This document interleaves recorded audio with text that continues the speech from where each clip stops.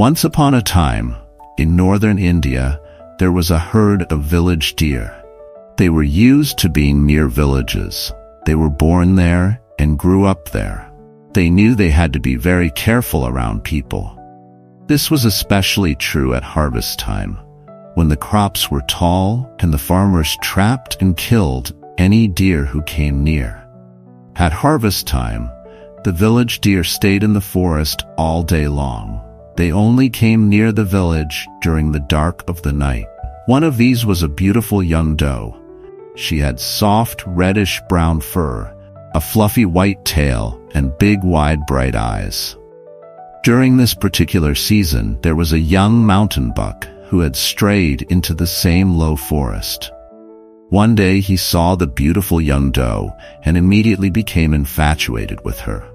He didn't know anything about her, but he imagined himself to be deeply in love with her, just because of her reddish-brown fur and her fluffy white tail and her big, wide, bright eyes.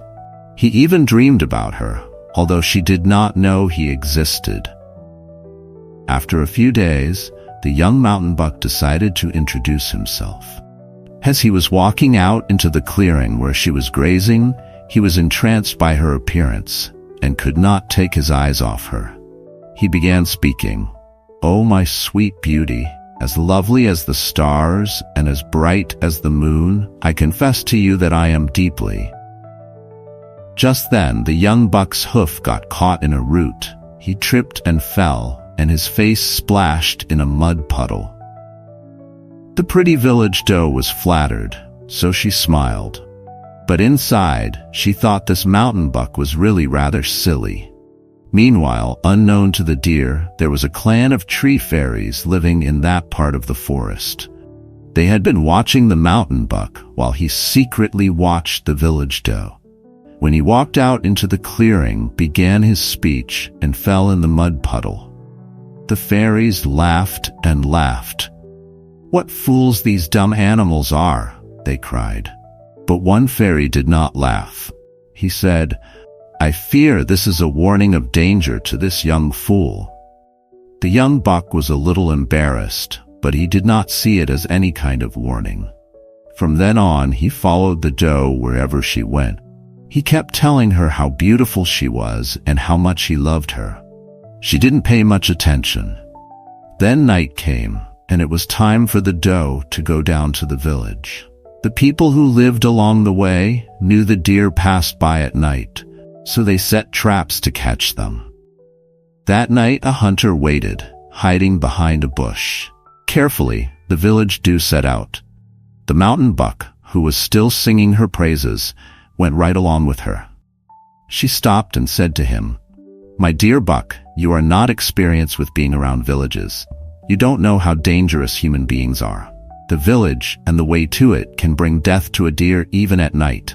Since you are so young and inexperienced," and she thought to herself, "and foolish, you should not come down to the village with me. You should remain in the safety of the forest." At this, the tree fairies applauded. But of course, the deer could not hear them. The young buck paid no attention to the doe's warning. He just said, "Your eyes look so lovely in the moonlight," and kept walking with her. She said, "If you won't listen to me, at least be quiet." He was so infatuated with her that he could not control his mind. But he did finally shut his mouth. After a while, they approached the place where the hunter was hiding behind a bush. The fairies saw him and became agitated and frightened for the deer's safety. They flew nervously around the tree branches, but they could only watch. The doe could smell the hiding man. She was afraid of a trap, so, thinking to save her own life, she let the buck go first.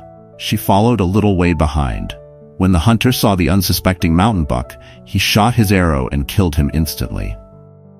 Seeing this, the terrified doe turned tail and ran back to the forest clearing as fast as she could. The hunter claimed his kill.